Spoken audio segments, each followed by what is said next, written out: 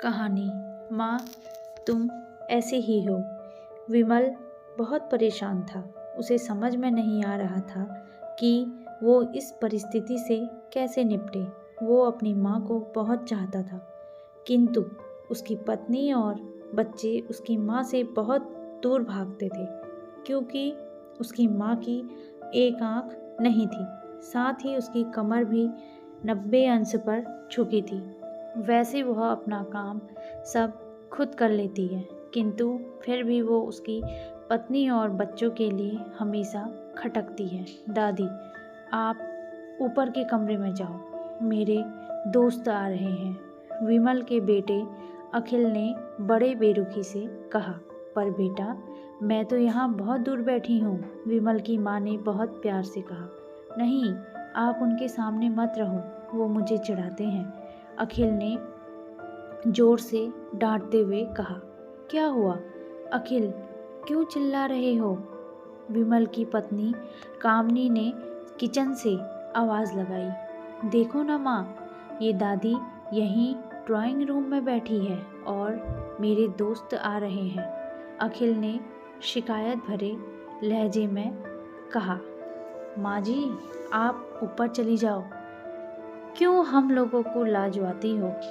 कामनी ने बेटे का पक्ष लेते हुए कहा। बेचारी सरस्वती चुपचाप उठकर जीने के सहारे ऊपर जाने लगी। कमर झुकी होने के कारण उन्हें ऊपर चढ़ने में बहुत परेशानी हो रही थी, किंतु वो पूरी ताकत से ऊपर के एक अकेले कोने वाले कमरे में जाकर बैठ गई। विमल बाजू के कमरे से सब सुन रहा था। उसे कष्ट हो रहा था कि उसकी माँ को अपमानित होना पड़ रहा है, किंतु वो असहाय था। अगर वो कुछ कहता तो पत्नी और बच्चे उसका विरोध करने लगते। दूसरे उनके तर्क भी सही लगते हैं, चूँकि वो एक प्रशासनिक अधिकारी था, उसका सामाजिक स्तर बहुत ऊंचा था, उसकी ससुराल भी एक उच्च घराने में थी, अतः वह चुपचाप इस तरह हर दिन अपनी माँ को अपमानित होते देखता रहता था। रात को विमल की पत्नी ने कहा, देखो जी, अब कुछ करो। कल कलेक्टर साहब की पत्नी आई थी, माँ जी अपनी देसी धुनधारा में उनसे मिली। मुझे बहुत शर्म आ रही थी, बताते हुए कि ये मेरी सास है। मैंने कह दिया कि दूर की रिश्तेदार है, इलाज कराने आई है। विमल को रोना आ गया, किंतु फिर भी वह चुप रहा। उसे समझ में नहीं आ रहा था कि वो क्या करे। अपने बेटे की मनस्थिति को सरस्वती अच्छी तरह से जानती थी और बेटे को कोई कष्ट ना हो, इसलिए वो हर बात को चुपचाप सह लेती थी।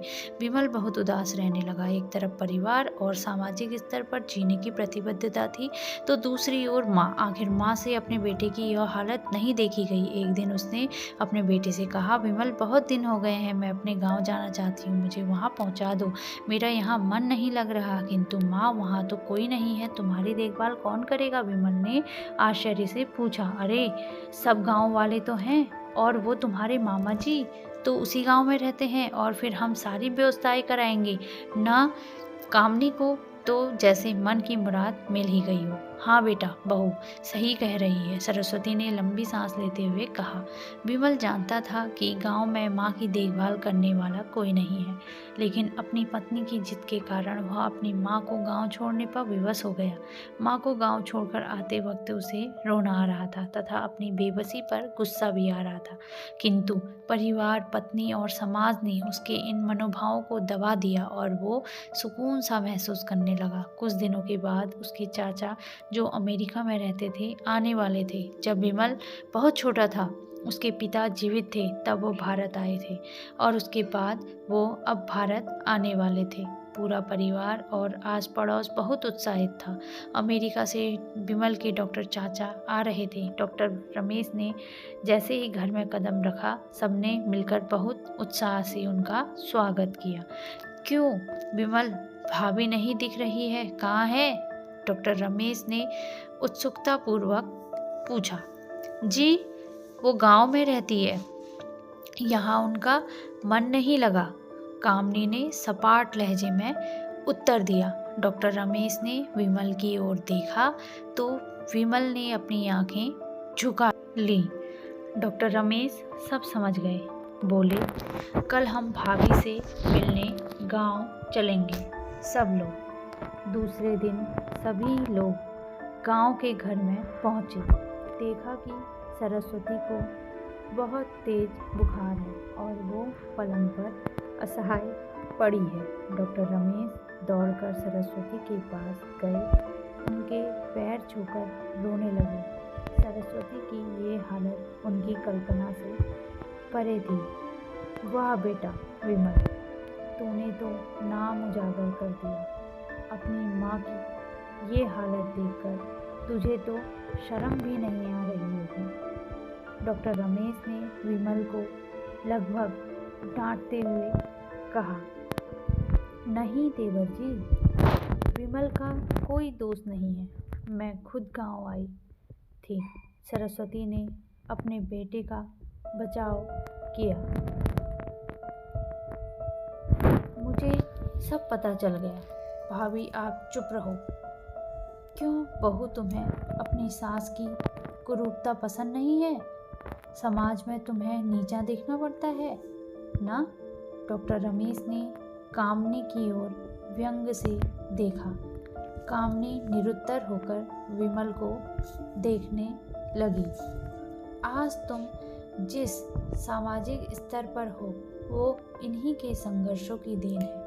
और बेटा विमल, तुम्हें शायद मालूम न हो कि बचपन में जब तुम 1 साल के थे तब छत से नीचे गिरने के कारण तुम्हारी एक आंख फूट गई थी और तुम्हारी रीढ़ की हड्डी में भी समस्या थी। तब तुम्हारी इस कुरूप माँ ने अपनी एक आंख और अपना बोन मेरे तुम्हें देकर इतना सुंदर स्वरूप दिया था। कामनी बेटा, इतने सालों तक संघर्ष करके बेटे को प्रशासनिक अधिकारी बनाने वाली इस संघर्षशील औरत की तुम लोगों ने यह दशा कर दी। तुम्हें ईश्वर कभी माफ़ नहीं करेगा। डॉक्टर रमेश की आंखों से अश्रु जलधारा बह रही थी। अब भाभी, आप मेरे साथ अमेरिका जाएंगे, यहाँ इन स्वार्थी लोगों के बीच नहीं रहेंगी। डॉक्टर रमेश ने सरस्वती से कहा, विमल को तो काटो तो खून नहीं था।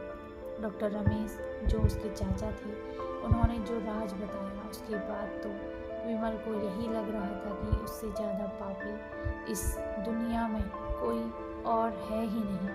वह दौड़ता गया और माँ सरस्वती के कदमों से लिपट गया। माँ, मेरा अपराध अक्षम्य है। मैं जानबूझकर चुप्पी साधे रहा, आपका अपमान करवाता रहा। अब सिर्फ आप ही उस घर में मेरे साथ रहेंगी और कोई नहीं। विमल ने आग्नेय दृष्टि से अपनी पत्नी और बच्चों को देखा। कामनी को भी बहुत पश्चाताप हो रहा था, किंतु उसकी हिम्मत नहीं हो रही थी कि वो सरस्वती से आंख मिलाए। सरस्वती ने कामनी की मन स्थिति को समझकर उसको पुचकारते हुए अपने पास बुलाया और विमल को डांटते हुए कहा, खबरदार, जो मेरी बहू को मुझसे अलग करने की कोशिश की तो तुझे ही घर से बाहर निकाल दूंगी।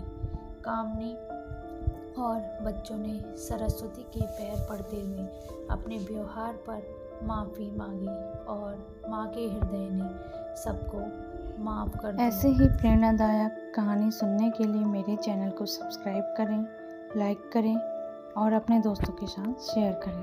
धन्यवाद।